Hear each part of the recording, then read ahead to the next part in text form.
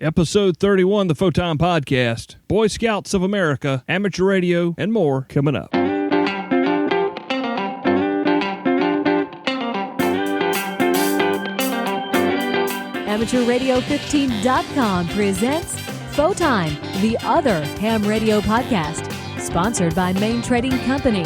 Find them online at mtcradio.com. Now, here's your host, Cale Nelson, K4CDN. It is episode number 31, the Photon Podcast. I am your host, Cale Nelson. My call is Kilo 4 Charlie Delta November, and just want to give a great big Southern shout out. Thank you very much for tuning in to another program. If this is your first time through, we hope you give it a chance all the way through, and also go back and listen to one or two of our other shows and see if it's something you like to listen. Don't just discount me on this one if you don't like it. There may be others you don't like. There may be some that you love, but you won't know if you don't give me a chance. And initially, I thank you for this first chance. If you're coming back, you've been here for all the episodes. If you've listened to them multiple times, thank you again for coming in. We thank you for the supporters of the show. We thank you for the folks who come in and review the show on iTunes and share it on Facebook and all those great things you can do to help promote the program.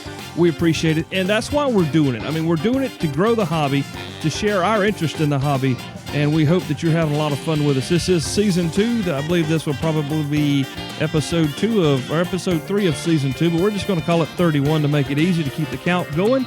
And this is going to be a great show. It's going to be a lot of fun, really interesting stuff we're going to talk about here in just a little bit about Boy Scouts. Well, it really scouting. We call it Boy Scouts because that's what we were raised to call it, right? But we're going to talk about scouting and amateur radio with Rick, and we're going to do that in a couple of minutes. But first, I have to tell you, as always, you need to remember to check out my friends down in Paris, Texas, Richard and Christy Lenore. They run the Main Trading Company. Tammy's back. She's doing better. She's working some. And you can also catch Danielle Varner down there as well. They're brand new amateur radio operator, licensee. Congratulations, Danielle, on your new ticket. And she tells me she's studying for her general. So, guys, give them a call and encourage Danielle to keep going. And she'll probably wind up with her extra before I do. Anyway, if you need gear, if you need some great gear, whether it's new or used, pre-owned, if you need to finance it, you need to do extended warranties, you're looking for some used gear, they cover all the bases, and you can find them online at mtcradio.com. Mine and your friends in the amateur radio hobby, it's mtcradio.com. They are our official sponsor here on the program, so make sure you show them some love next time you need some gear. This portion of the Photon Podcast is brought to you by Kenwood's TMD 710 Golf Alpha. It's the brand new updated version of the 710, now with a built-in GPS and an APRS TNC. You can find it and all the great Kenwood products online with our friends mtcradio.com. All right, guys, so Rick is an amateur radio operator. We're going to talk about that in a couple of minutes. But at the same time, well, probably not at exactly the same time, but he is also a podcaster who podcasts about none other than wet shaving. Tell us a little bit about your podcast real quick, Rick. All right. So probably about almost 2 years ago now, because I'm up to episode 97. Just went out yesterday. Congratulations. Well, thank you. I was kind of messing around, and I had gotten into wet shaving, which is traditional shaving with a brush and soap and old-time razors, single-edged razors, double-edged razors, the old Gillette things. Yep. Or even now, I've kind of advanced into straight razors. And I was on a forum, and somebody said, man, it'd be really good if somebody did a podcast about this. And I looked, and nobody had done one. And quite honestly, I said, well, heck, I can do that. So I went ahead and jumped in. And since then, I have bought myself some equipment. I've got a soundboard, and quite honestly, the reason that I got that I justified the expense of the soundboard is that I thought, well, I could always use this with my ham radio stuff because, well, it just sounds. I mean, Bob Heil can do it. Why can't I? There you go. Exactly. And so that was kind of my justification, where even if I didn't, really go anywhere with the podcast, I'd still have the equipment to play around with amateur radio. So it was all kind of tied in. So we've been doing that for a while and having a good time. I average, I don't know, probably about oh, 400 or 500 listeners every episode I put out, and I put out a weekly episode, and they're about an hour long, and that's just kind of what keeps me off the streets. Well, congratulations on doing it that long. I know that we're about a third of the way there, and folks, it's not the easiest thing in the world to do, and we do it every other week. Now you're doing it every week, and that's quite intense, man. That's a lot of shaving. It is, but I talk about all kinds of other stuff. I get on rants. My biggest thing, quite honestly, is about marketing and marketing that people have succumbed to. Because after shaving with a single-edged razor or a double-edged razor, I have come to the conclusion that those are much better shaves than you can get with cartridge razor. They're also a whole lot cheaper. And when you start looking into the history of it, Gillette and Schick and all the others, they did not come up with the bladed multi-bladed cartridge razors to give you a better shave. They came up with it so that they could put a patent on it, so that they could continue to charge exorbitant rates and make profits. That's what it's all about. And so you start to, when you understand that it's really big business to not necessarily give you something better, but to give you something that they can make money with, then all of a sudden you start looking around and realize that that kind of attitude is everywhere. There's a lot of things that are being, marketed to you as the best, and they're really not. And so that's, I go on rants. I talk about my Boy Scouts. I talk about, just things that I see out in public and things that I react to. And in fact, quite honestly, I have a headset mic in my truck. And most people think, well, you've got to have absolutely perfect sound quality for a podcast and everything. I do a lot of my podcasting episodes, my segments, I do them in the truck because I found that for me, that is where I can be most passionate about things.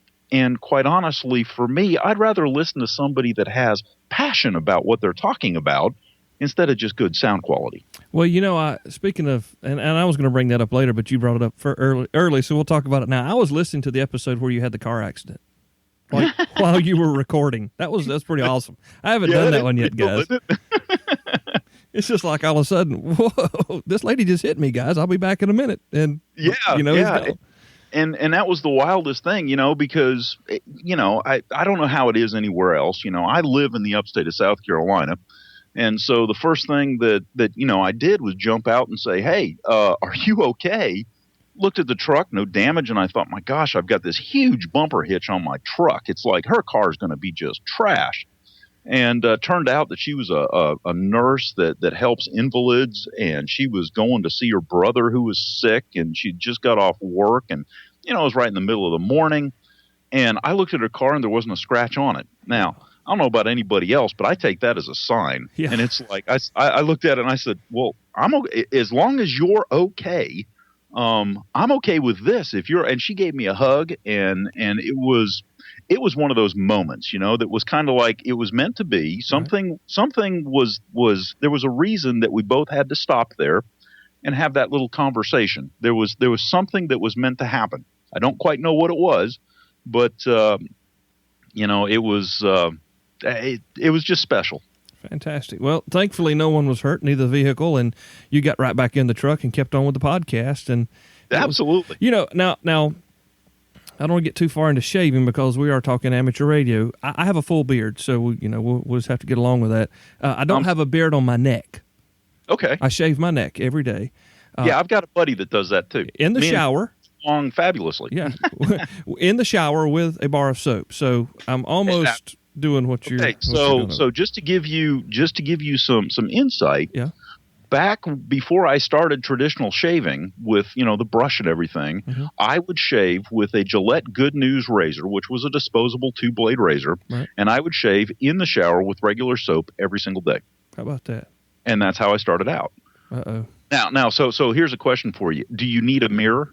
I do have to use a mirror because I like my lines to look nice under my chin. I hear you. So I've got to the point where after 20 years of doing that, because I started when I was in the Navy, yeah. And so after 20 years or 30 years of doing that, I have gotten to the point where, except for a straight razor, I don't need a mirror. Wow. Yeah. You've got a call, and I gave it there just a few minutes ago. Tell us again give us your full name, your call, and tell us, geographically, as close as you want to tell us whereabouts we can find you. Okay, so I live in the upstate of South Carolina in the Greenville area. That's pretty close. And my call, I got absolutely lucky in the draw. This is not a vanity call. This is just one that was assigned to me by the FCC, and it is Kilo Juliet 4 Whiskey Hotel Oscar. So KJ4WHO. KJ4WHO. KJ4WHO. And so it is one of those, between that and the radio that I have on HF, I can throw that call sign out, and I don't care who it is, just about anywhere in the world, they'll come back to me and say, WHO. Who is calling me? Exactly. Yeah, so, who is calling me? I'm not going to give that one up for anything. Now, how long have you been licensed, Rick? I've been licensed, I think. It's been a while since I actually looked, but I've been licensed, I believe, about 5 years. Okay. I started out because I'm active in Boy Scouts, and my Scoutmaster, when me and my son got into the troop, in fact, now that I think about it, it's actually probably been closer to about 7 years. But when me and my son got in the troop, my Scoutmaster had an amateur radio license, and so I went and got my technician's license so that we could use radios while we're going back and forth on hiking trips, while we're out hiking and traveling and everything else. And, well, of course, it just snowballed from there, and I do have a bit of a passion for it, and so that's how we started. Fantastic. Now, is your son licensed as well? He's, let's see. One of my sons is interested in it. He does not have a license. He keeps talking about going and getting one, but he is working on getting into, through college. He's going to one of the local universities, and so he has not taken the time to do it. My other son has absolutely no interest. Sounds like my wife. Yeah, that's a whole. Well, actually, both my oldest sons have shown a desire to learn, but they're just I can't get them to sit down and even read the book or look at the. They're too busy with Legos, and that's okay. I mean, they're kids. Yeah, that's okay. So, speaking of kids, that's what you do. I mean, a lot of your amateur radio time and devotion to the hobby is with kids in the Boy Scouts, your local troop. Absolutely. Tell us a little bit about that because, I came up in the Cub Scouts, and I think I got as far as We Blow, and then that was about as far as I wanted to go with it. And my next-door neighbor, who was a very dear friend of mine, went on and got his Eagle. I remember it was a really cool time because he had a really nice event, whatever you call that, like presentation ceremony, and he played the Eagles Fly was a song that, Sammy Hagar did after he left Van Halen in the late 80s, early 90s. And anyway, that's always stuck with me. But anyway, it was a great thing. Now, I never had an experience or an exposure to amateur radio when I was in Boy Scouts or Cub Scouts. But I've heard since I've been licensed, and I've seen, you read it in the QST mags and all over the web about the Jamboree on the air and those sorts of things. I know my local club here in Spartanburg meets with some of the local scouting units here and there. Well, they're not units. What are they called? They're called troops. Troops. Yeah. Called troops. But I've never had the opportunity to participate with that due to scheduling. So tell us a little bit about how amateur radio and the Boy Scouts, the Cub Scouts, those sorts of things work together. All right. So within Cub Scouts, there's really not anything that is set up for amateur radio. However, in the Boy Scouts, there are 2 merit badges that could be one definitely is amateur radio centered, if you will, and the other one could be. And the first one is the radio merit badge. Now, the radio merit badge, if you look at what the requirements are, it probably covers about a third of what the technician's license talks about. It talks about the various frequencies. It talks about the ionosphere and how signals bounce around up, in the ionosphere and things like that. It talks about proper phonetic alphabet usage and call signs and the different zones within the country. And so it really covers a good bit. Now, the thing that's interesting about the amateur radio merit badge is that it's not just, or the radio merit badges, it's not just amateur radio. And a lot of people don't know that. There is also, you can, once you get through some of the requirements, then you breaks down into certain choices, and you can either look at amateur radio, or you can look at shortwave, or you can listen to broadcast radio. And, once you understand the different call signs for whatever mode you want, call signs and things like that, and do it for a certain amount of time and talk to your merit badge counselor about what you've heard and what the things are, then you can achieve the radio merit badge. And so we've had boys. In fact, in one troop meeting, this was funny. My assistant scoutmaster, I'm the scoutmaster right now. Well, my assistant scoutmaster, he's also an amateur radio operator, and he likes listening. I like talking. He likes listening, and so he came in and he shared with the boys what a number station is. I don't know if you're familiar with number stations. Oh, yeah. Okay. But what he did is, by the time the night was over, he had them decoding a made-up message using the same numbers as a number station using math. So here these boys are sitting there just furiously, figuring out what this code is. Yeah. And they're doing math. And I'm standing back outside the door scratching my head going, who'd have thought that 10 boys would be sitting here just actively, seriously into it, actively doing math because they're trying to figure out a code? Probably won't. This is cool. Probably won't find that in the Common Core standards, but no, they're getting not. it somewhere, which is, and that's awesome. It's homeschooling here. You find things to trick your kids into learning. Well, and in fact, that's exactly what Scouts is about, because ultimately what Boy Scouts and Cub Scouts is trying to do is get kids to learn by having fun. Yeah. And if you can bridge that gap so that they're doing something that they enjoy doing, they're actively participating because they're having fun, then all of a sudden the learning will come, and they won't even know it, but they will remember it later on. Now, when I was in Scouts, and this has been 35 years ago, 35 years ago, I remember the Scout manuals that you had, and you had all the neat projects that you would hope that you'd get to do one day, and we didn't really do a lot of that. But anyway, it was always cool to read the manuals, and I've got my dad's, and I've even got some friends that are older than my dad who gave me their manuals for my boys to look through, and it was almost like a Sears catalog for cool stuff. Absolutely. At least the old ones were. But I've been into radio my whole life. I've been licensed for 4 or 5 years.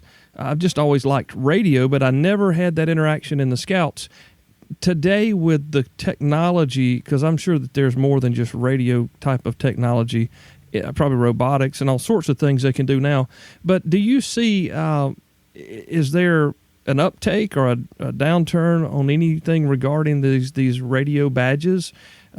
Is there interest out there still? Or it absolutely depends on the troop. It absolutely depends on the adult leaders within the troop. I'll give you an example. There are some troops that don't even know what a radio is. There are other troops like mine, and we have the distinction within our district of being known as the amateur radio troop. That's just the way it is. Because everywhere we go, we'll take a radio. We always have handhelds, handy talkies. Mm-hmm. We've gotten the boys at this point to use and carry handy talkies. I've got a portable repeater that I take around to scouting events. So it depends on the leaders, and in fact, that's to a certain situations, whether it's school, homeschooling, local, public schooling, scouts, whatever. It depends on the leaders as to where things go and how enthused the boys get about anything. Right now, I've got, we just came back from summer camp, and every year at summer camp, we go the same week every year. And so all the troops that go that week are kind of, we know each other and we hang out and everything. Well, we always take a radio or two up there, and we always set up a 2-meter rig and an HF rig. And then we start making contacts as soon as, things die down from the organizational part of it. And so this year we went up there, and this is funny. So if anybody's trying to teach a young man or a young woman for that matter, about radio, and what I found is, first off, if what we do is we make contacts, and when we make the contact, we'll write them up on a board so that kids can come up and see them, because they'll sit there and look at the call signs and the states, and they'll just go through the list, and they'll just sit there with their eyes wide open, just absolutely amazed. But the thing that's interesting is that right now the kids that are coming out of public school have a tendency to be geographically challenged. And as you well know, if you've ever done any DX work, you can't really be geographically challenged if you're trying to figure out where somebody is. So we did this. We made this contact with somebody in Wexford, England, and so we announced that at lunch. That as we do every afternoon at lunchtime, we announce what stations we've got the night before and that morning and everything. And we said, as part of that spiel, if you will, that so far we've made a contact with somebody out in England, and everybody's oohing and on and cheering and everything. And then we made a contact in I can't think of the name right now. It's a Slavic country up above Greece. Holy cow. Anyhow, I can't. You may want to edit that out. I don't know. But anyhow, I said, but our furthest contact was this one, or we also made a contact here. And one of the kids looked at me and said, "Yeah, but you made a contact with England, and that's across the ocean." And I'm like, "Whoa, wait a minute." They're both across the ocean, guys. Yeah, and they don't make the connections. Yeah. And so it's, the next time I go up there, and this has been an evolution, as it always is, but I'm going to have a map of the world up there, because they're not being taught where different countries are. So if I was to say, I made a contact with Russia, they might get it. If I said, well, I just made a contact with Crete, they wouldn't have a clue. Right.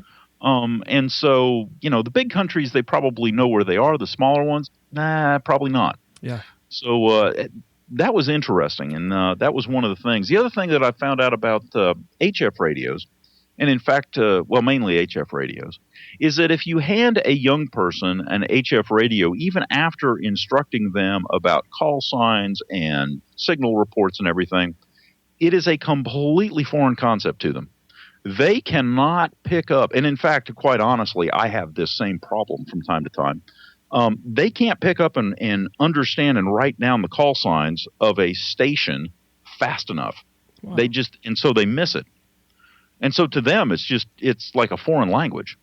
And so that's been interesting. That's why for me at this point, what I found is that on the HF rig, if I can share with them that I've made contacts, they're interested in it. And it takes a certain age. Once they get past a certain age, and if they're really interested, then they'll start really digging it. And then they'll start, getting into it, and they can follow along and they understand. But probably from that age of about, 11 to maybe 14, unless they're really keyed in, it's just going to blow right past them, and you're just going to lose them. Do you ever do anything with digital in front of them? Do you ever let them see the digital modes, or is it just strictly single sideband voice? We've done sideband voice. We've done Morse code, but they don't get that. Yeah. We have done digital. My partner is big into digital. Again, he's a listener. So he can sit there and tune around the band, and he will be able to, just by the sound of it, say, yes, this is this kind of signal, and this is this kind of signal, and this is this. And I'm like, I don't have a clue. I'm looking for somebody to talk to. And, so he'll do that from time to time. Now, the other thing that we did this last go around, which was really a big hit, is we both have iPhones. And so we got on 2-meter. We both had 2-meter handhelds, and we got on one of the, just a simplex frequency. And we were sending black and white pictures using the Black Cat Slow Scan TV app. Nice. And that was just cool. these kids, they don't. First off, the only TVs they've ever seen is these, thin panel LCD things. And so they don't understand how the scans used to work like on like a tube TV. Yeah. They don't necessarily understand fax machines because they don't have to deal with them, nor scanners because they don't have to deal with them.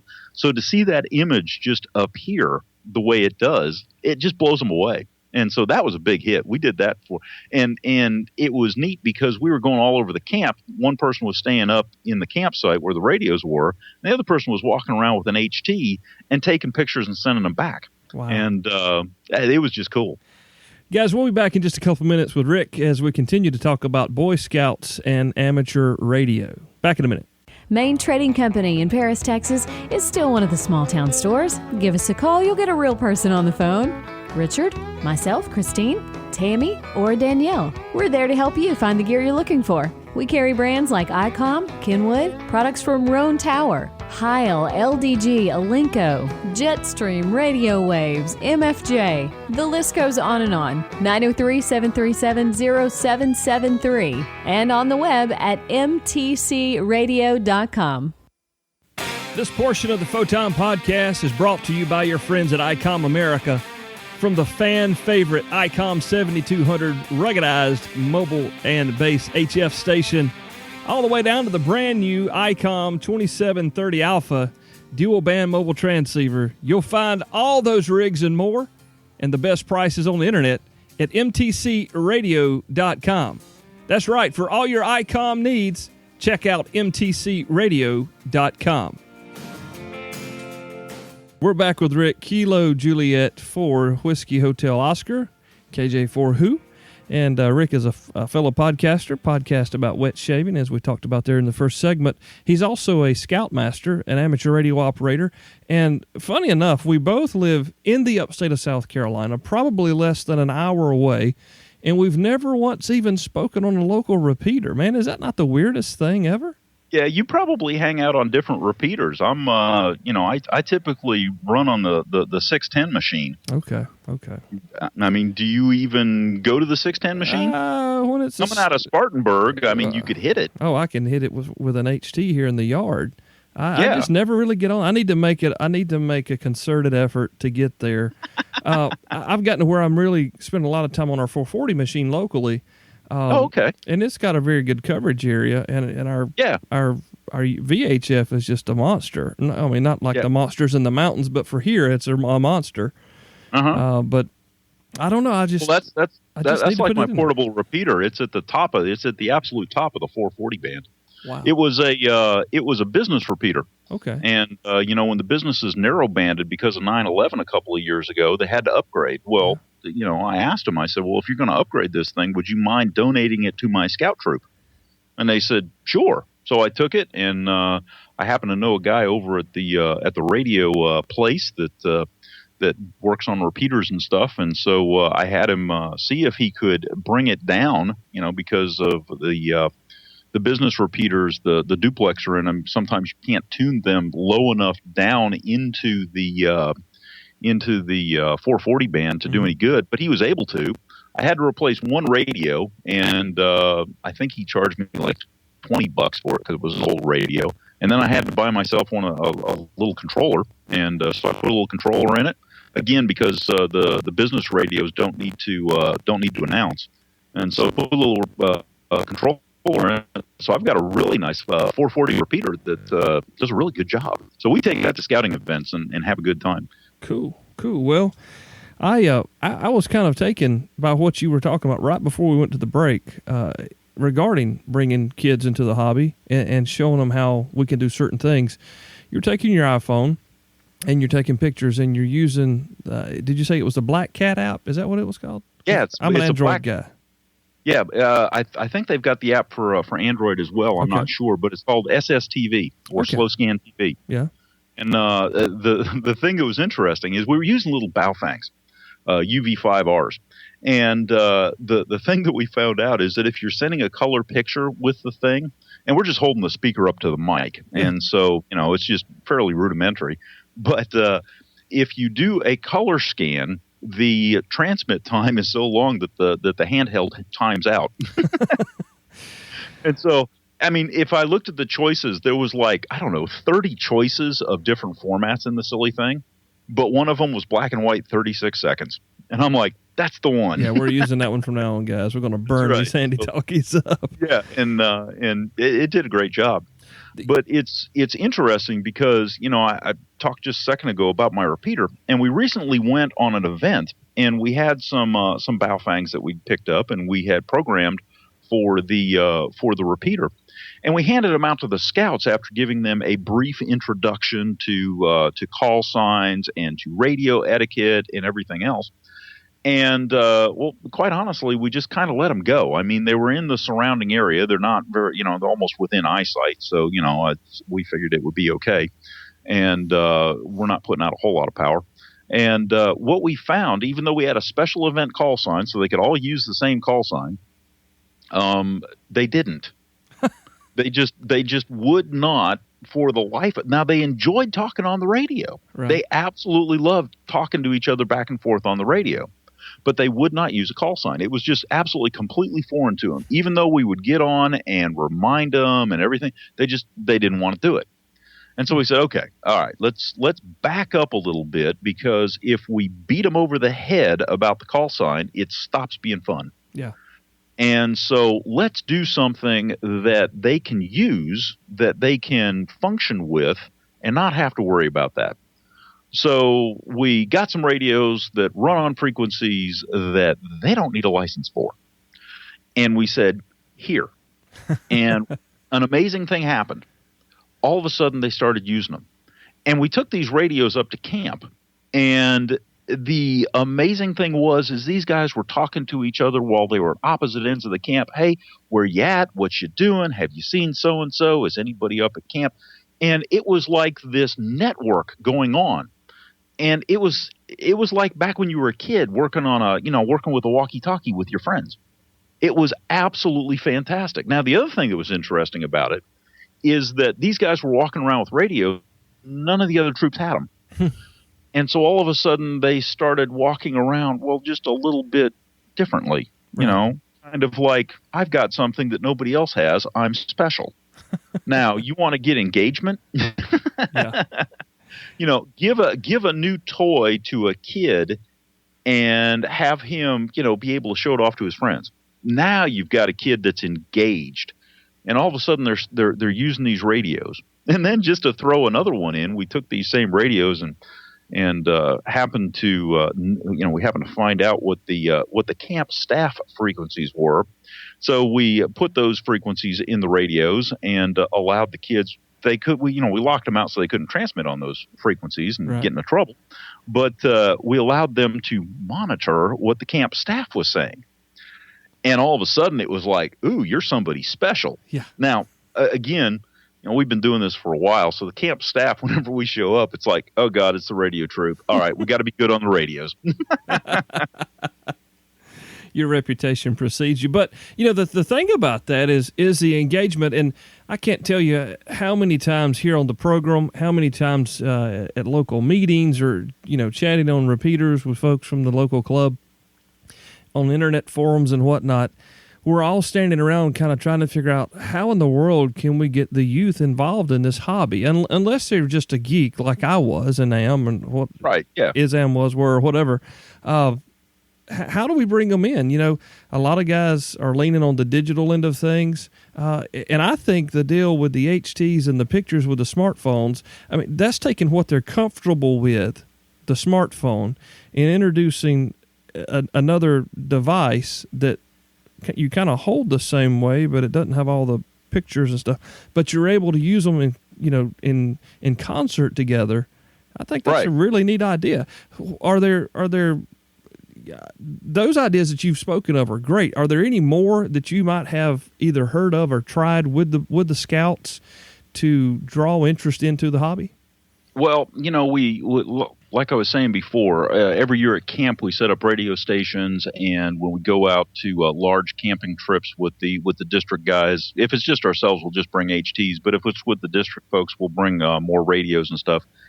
and they know that we have these radios. And so some of the scouts will come and talk to us and talk on the radio and get engaged and everything. The problem is that once you have that engagement, once you have that excitement, unless you have the ability to continue that engagement and to continue that work, if you will, what ends up happening is it's kind of like eating a piece of chocolate cake. You don't have chocolate cake all the time. Right. It's like you walk in, you take a bite of chocolate cake, you go, wow, that was good. And then you go off and you're not going to get any more, so you go off and do something else. And, you might remember it, but and it was good, but you don't, you're not looking for it because you don't have it. So again, it goes back to the leaders, and it goes back to the community, if you will. If you don't have one actively, offering, if you will, the ability to use radios, then you have a short-term engagement, but not a long-term engagement. So let me think about this as an amateur. Now this encourages me to participate with the local guys when they do get with the scouts, because here's the thing. Let's say the local scouts in your area are not radio savvy. Okay, they're not there, but we as amateurs are. Exactly. How hard is it for us to contact the local troop and say, hey, I'm an amateur radio operator. If you guys ever need anything like that, if you wanted me to come and speak one night, or, set up a series of, say, 3 or 4 different classes or whatever you'd call that, it's not something that they're going to try to put a uniform on you and, make you wear tall socks and long shorts and kind of a thing. And in fact, what I would suggest is you put it this way.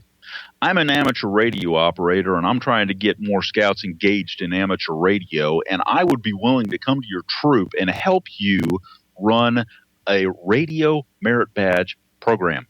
Are you interested? I can be available on this date. And they'll probably say yes, and we'll feed you. Absolutely. Yeah, the scouts in general are very appreciative of people within the community, coming in, stepping up, and helping out. Now, just to give you an example, okay, we both live in the upstate. We know that we have an absolutely huge amateur radio community here in the upstate of South Carolina. Yep. It's probably better than any other place that I've been in the country. So big we've never spoken to one another. Exactly. Now, the guys that I talk to often know me because they know that I do stuff with scouts and I make calls from the scout camps and things like that. Every time on 2 meters that I have thrown out a call after, when I've gotten on a net or something and said, hey guys, I'm going to be at a camp out, next weekend or whatever. I'm going to be sending out calls. If you want to talk to the scouts, help me out. They have come. It has been an absolute marvel and an absolute joy. And it warms my heart because, a lot of these guys, first off, they're in the community. They know that these are their own kids, basically. I mean, their own community of kids.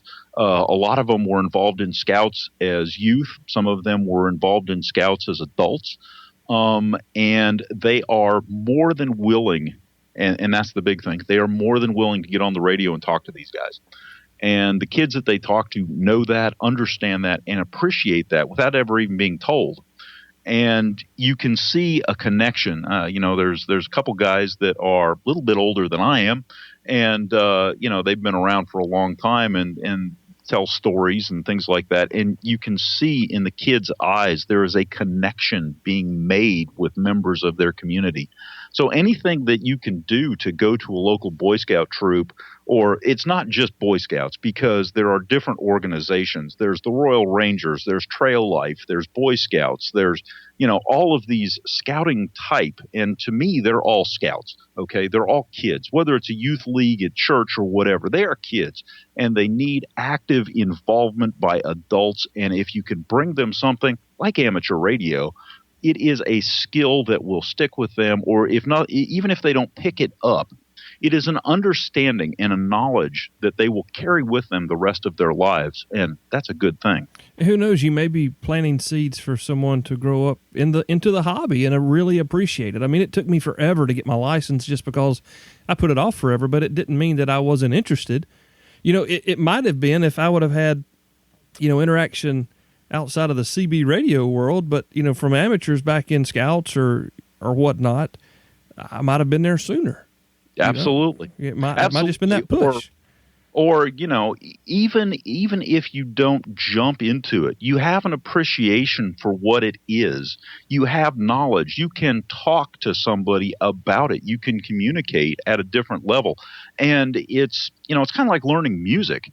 Once you open your mind to things like amateur radio or music or tying knots or building a fire, just out of curiosity, okay, how many times have you been around adult males that don't know how to start a fire? I've been around them, and it is scary, especially when I know that I've got a scout that's 11 years old. They just do it in like 2 minutes. Yeah. Okay, well, it comes with, those kind of things come with experience and exposure, and that includes amateur radio. If you can give them that exposure, all of a sudden it's not a foreign concept.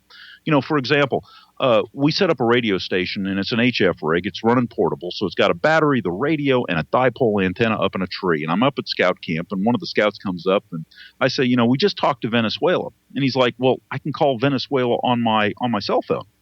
And I'm like, well, yeah, you can. But let's talk about that for a minute. Let's talk about the infrastructure that it requires for that cell phone to work. Let's talk about the fact that if that infrastructure goes down, your cell phone is essentially a brick, because you can't call cell phone to cell phone without the infrastructure being there. Now, on a similar note, let's relate that back to amateur radio and say, okay, the infrastructure of that cell phone tower is similar in concept to the infrastructure of a repeater and the repeater up on the mountain that I'm talking to here on this 2-meter rig. But there's also another option, because if that repeater goes down, I can still talk simplex, radio to radio. And in fact, I can, just like I did with this portable HF rig, I can go radio to radio without any of that infrastructure from here all the way to Venezuela. In fact, one year we even hit Hawaii, and this was on a dipole from, I think it was 1,400 feet up in the mountains of South Carolina. And quite honestly, the antenna wasn't even oriented quite in the proper direction. It was all, propagation. It was just sheer luck. But yeah, we had a conversation with a guy in Hawaii. Nice. And so all of a sudden when they do that, and then, the next thing that you can then discuss is like, if you can get them to stand there for a second and make a contact with somebody, in California or Texas, those are pretty easy states to hit from here. And they realize, because you ask them, did you hear any lag in the conversation? And they'll say, no, it was just like he was standing right here. I said, okay, now if you do that on your cell phone, there's a bit of a lag there. But the radio waves are going through the ionosphere, and they are going there at the speed of light. Not the speed of sound, the speed of light. Well, conceptually, most kids that age have they have no experience with anything that moves at the speed of light that they can relate to. And all of a sudden, it's like their eyes just they just blow up, and their mouth kind of hangs open, and they go, wow. Yeah. And, I think what you struck there is it's really about, because we've had this conversation on the show before. How do we get our youth involved? It's about being involved with our youth. It's about Absolutely. making ourselves available. You don't have to be a scoutmaster. You don't have to be involved in the scouts. Tell us a little bit about, what do you know about the Jamboree on the Air? I know they do that, once or twice a year? They do the Jamboree on the Air once a year, and in fact, this year it's always the third weekend in October. This year, that's the 16th through the 18th of October. This year will be the 58th Jamboree on the Air. And what Jamboree on the Air is a bunch of people getting together, putting up radio stations, and allowing scouts to talk back and forth, with each other, and to make contacts with scouts, and to have the scouts make contact with other people and other scouts. It is an opportunity for, scouts to get on the air. And so they call it Jamboree on the Air, and it is worldwide. It is not just here in the United States. It is worldwide. Wow. And it's a pretty big deal. And now the other thing, again, like I said, is if you talk to a scout, depending on their age, sometimes you have to expect that one-word answer. Because, boys at that age, it's just something that happens when you talk to them and say, how's it going? What rank are you? And, what's your favorite thing? They'll go, okay. And that's it. And you're sitting there going, okay, where's the rest? And there is no rest. It's just, that's it. That's what they know. Right. And it's interesting because every now and then you'll find someone on the radio that knows how to deal with that and talk to that scout, and they will tell them a story. They will tell them a story about their youth. They will tell them a story about how they got into amateur radio. They will talk to the scout. Whether or not the scout will talk to them, they will talk to the scout. And it makes a huge difference because whether you know it or not, and whether the scout lets you know it or not, you have just made a very, very important connection with that young man. How about that? And really, I guess if we want to look at it from a different angle, the Jamboree on the Air could be like a kid's day, but it's the kids that are involved in scouts. And I didn't necessarily realize that it were scouts with scouts. I thought it was just scouts to operators, but it's really encouraged for different stations to connect with each other, scout to scout. Yeah, and in fact, that's one of the reasons that we like taking the radios up at summer camp, because one of the funnest things that we have ever done is hooked up camp to camp. Because now all of a sudden it's like, oh wow, okay, cool. Let's bring some boys over here. You bring some boys over here. We were connected with a scout camp up in North Carolina on a 2-meter rig. We were going through I want to say it was the Mount Mitchell repeater, and we probably talked, between the two camps, we probably had 100 boys on the air that week. Nice. And that's just cool. Now there's another opportunity that's coming up, and that's earlier than the Jamboree on the Air, and this is the National Order of the Arrow Conference. And so this is the Order of the Arrow is kind of like the Honor Society for Scouting, if you will. Well, they're having a special radio event. It's coming out of East Lansing, Michigan, and it's August 3rd through the 7th, and they've got a special event call sign K2BSA/8. And so that's also another opportunity. They'll be operating on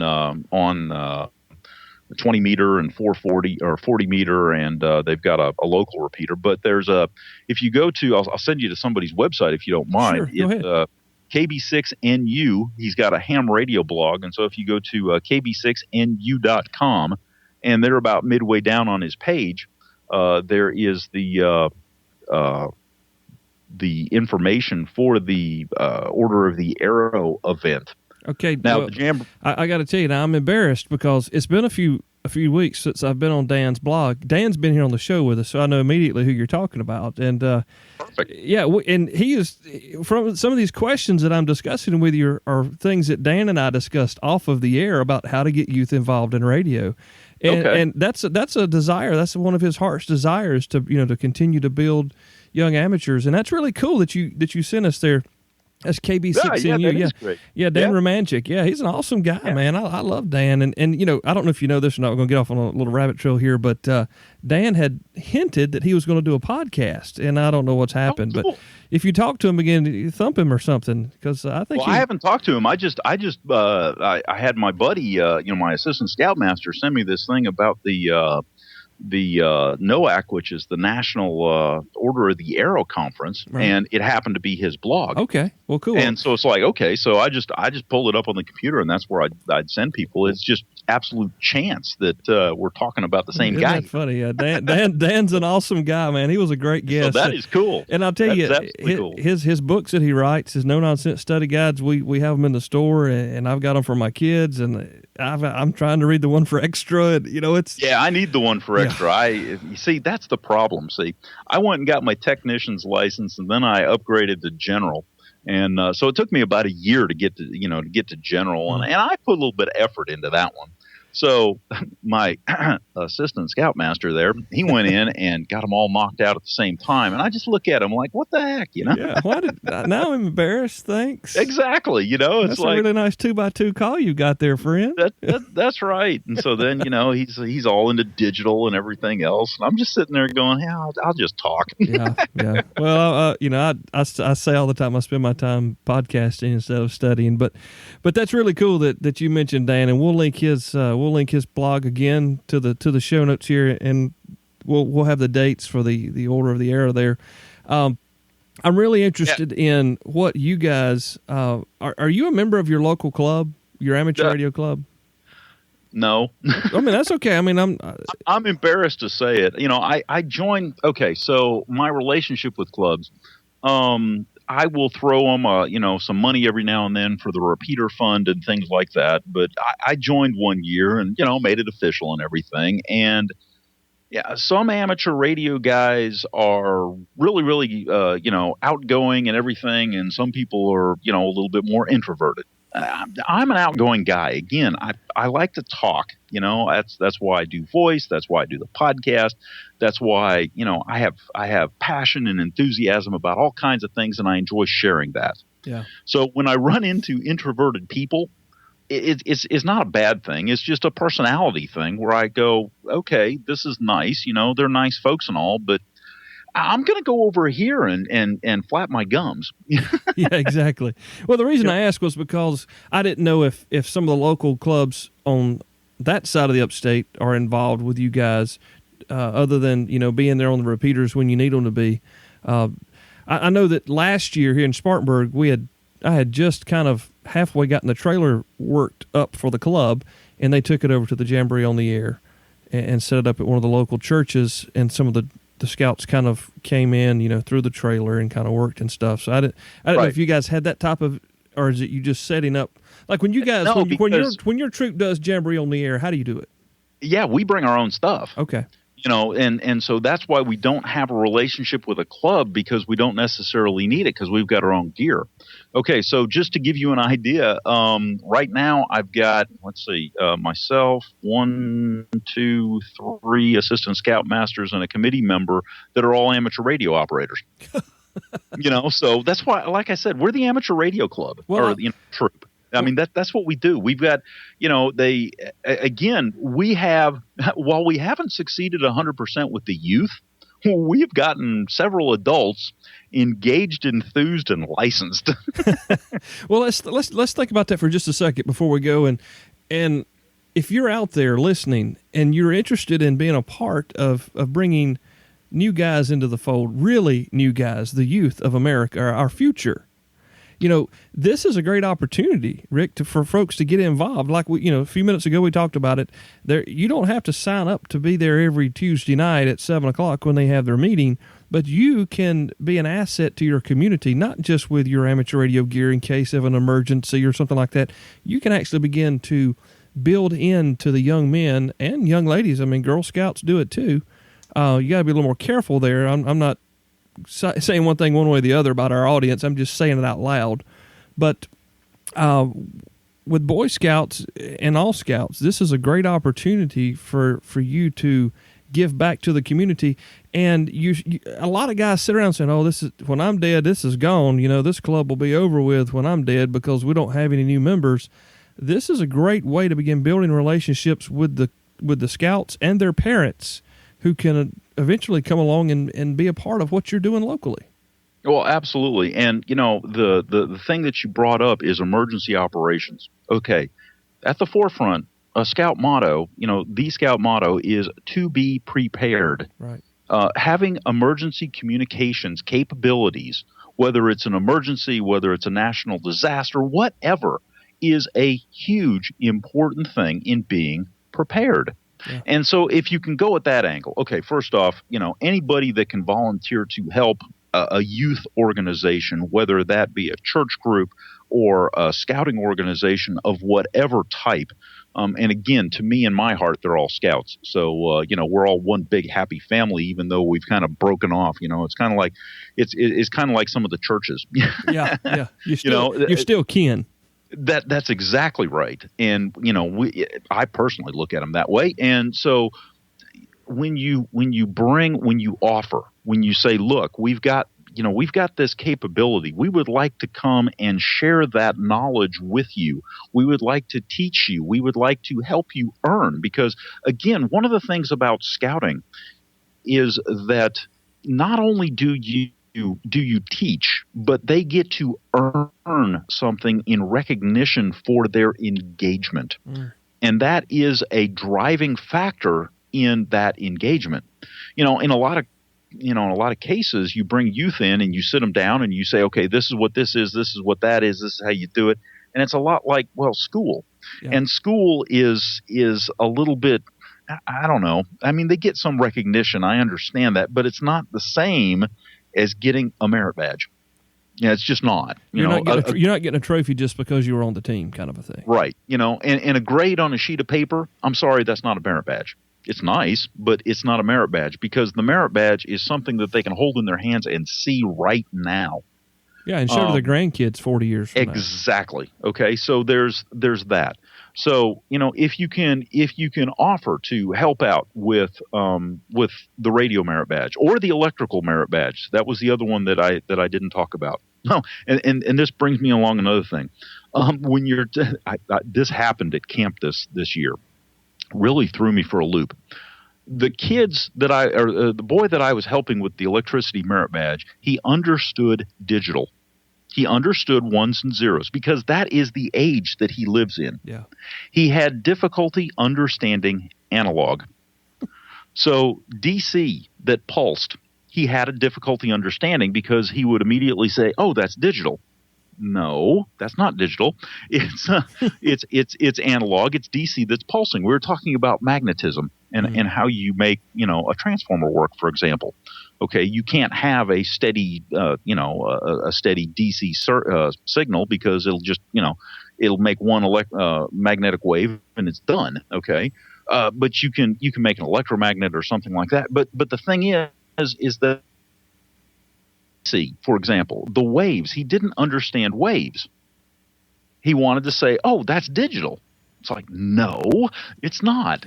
And it really threw me for a loop. How do you I grew up in the analog age and had to convert to digital. He's growing up in the digital age and he's having to convert to analog. Wow. Now, how long did it take us to figure out digital? Yeah. It wasn't instantaneous. No, not at all. It wasn't intuitively obvious. So if you're talking to kids, be careful with that one too. But if you offer to help out with the radio merit badge, the electricity merit badge, say, hey, I understand. You got Jamboree on the Air coming up. Again, it's a third weekend in October. Do you have a radio station? Would you like help setting a radio station up? Even if it's a 2-meter radio station or a 440 gig, that's fine. Even if you're standing out there with an HT, letting the boys talk on the HT, it's still radio. And if you can then share with them the other things that we do, whether that be emergency operations or helping out with community events or doing something as fun as slow scan TV, it's a way to engage, and it's a way to get the youth of America into the game.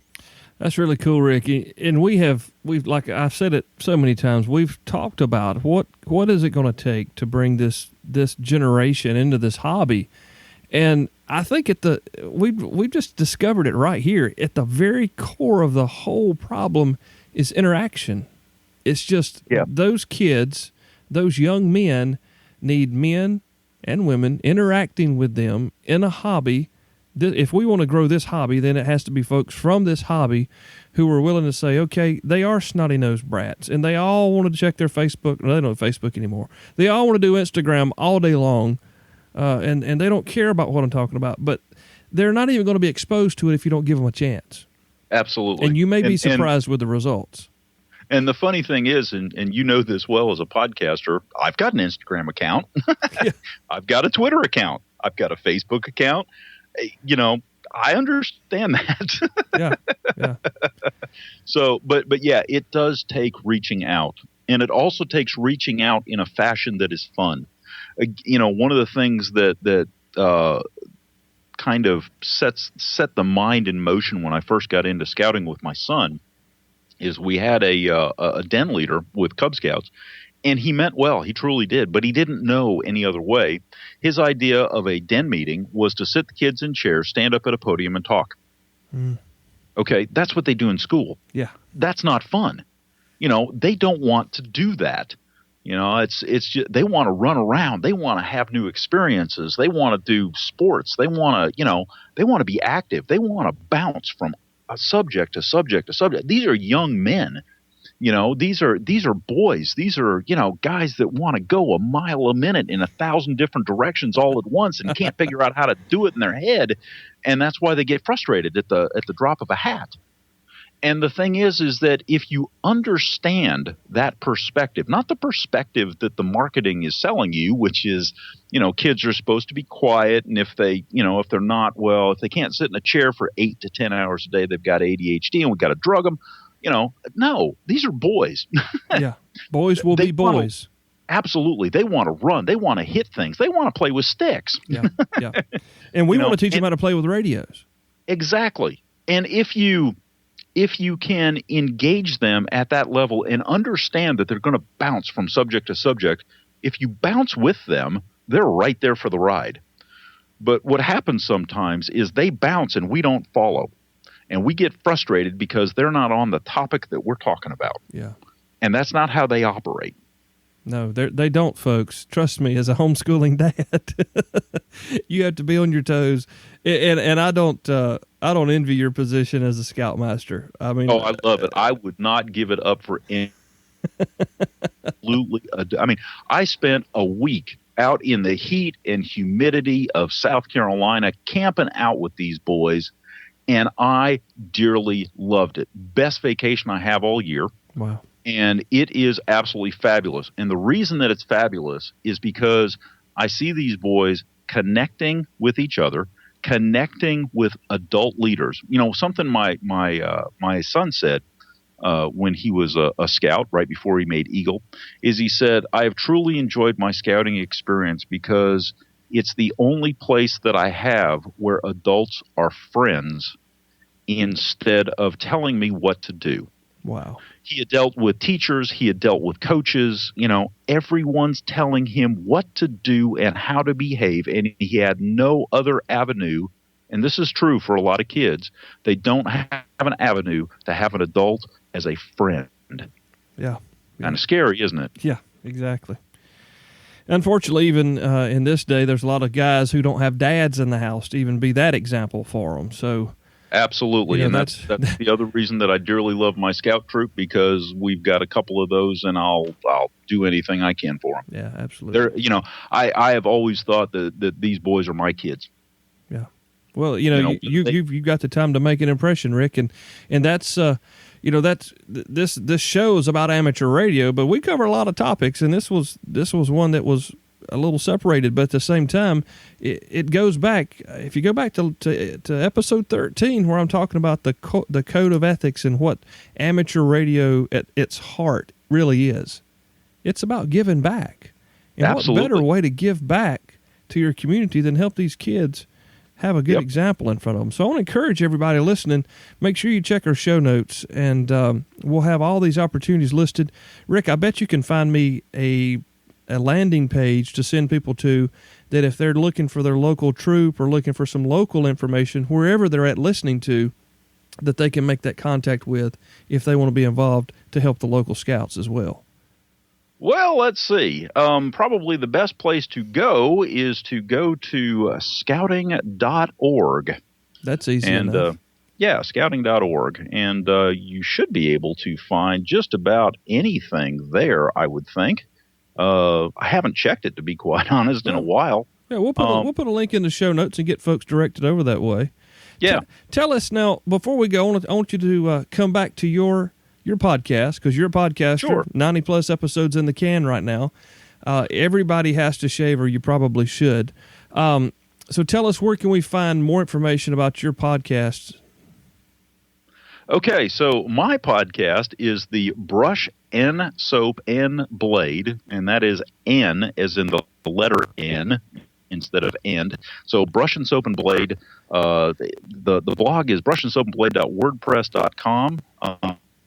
You can find me on iTunes. You can find me on Stitcher. It's Brush and Blade on Twitter, or just type into Google Wet Shaving Podcast, and I'm usually the first one that comes up. That's the advantage of being first in line there. There you go. There you go. Well, man, we really appreciated you being on. Thank you for giving us some insight to help us continue to search for the answers to the question, how do we grow the hobby? How do we bring the youth into the hobby? I think you're doing a great job up there. And it seems to me that some of the things you're doing may seem so simple on the outset, but bringing the kids into it and giving them an opportunity to connect with other people is really what's key. So, Rick, thank you again for being on the program with us. Well, thank you very much for having me.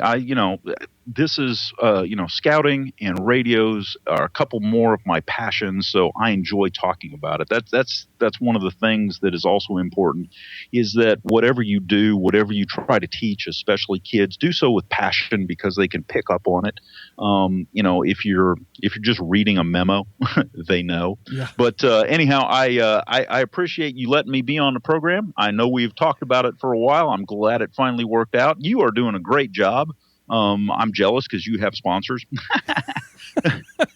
Actually, it's interesting. I've said all along I don't want sponsors because it allows me to say the things that I want to say without any repercussions or even feeling bad about it.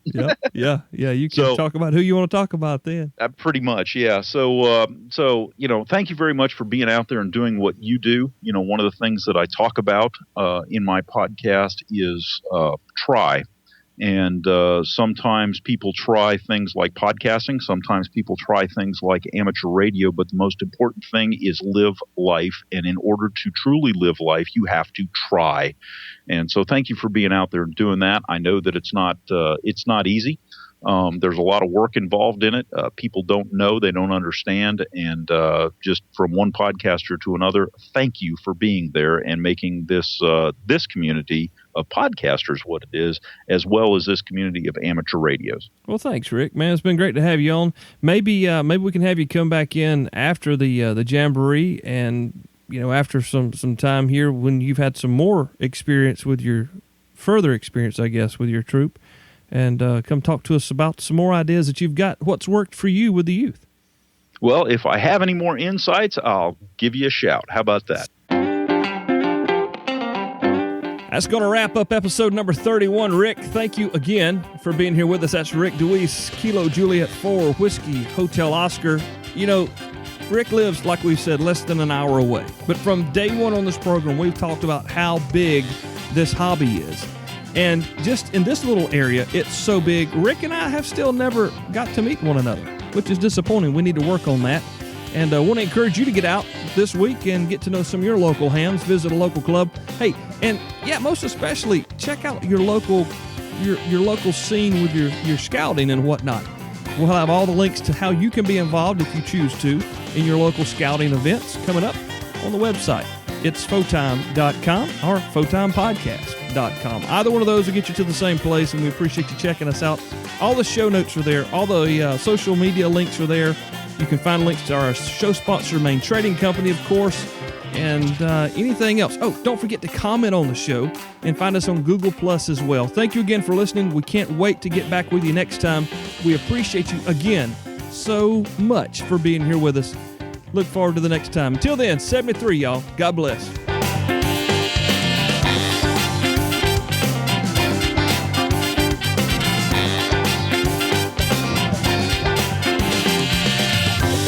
Thanks for downloading, listening, and subscribing to AmateurRadio15.com presents Photime, the other ham radio podcast. You can find our past episodes, web links, and more at AmateurRadio15.com. That's AmateurRadio15.com. Follow us on Twitter at Photime Podcast. And remember to visit our show sponsor, Main Trading Company, at mtcradio.com. Till next time, 73s.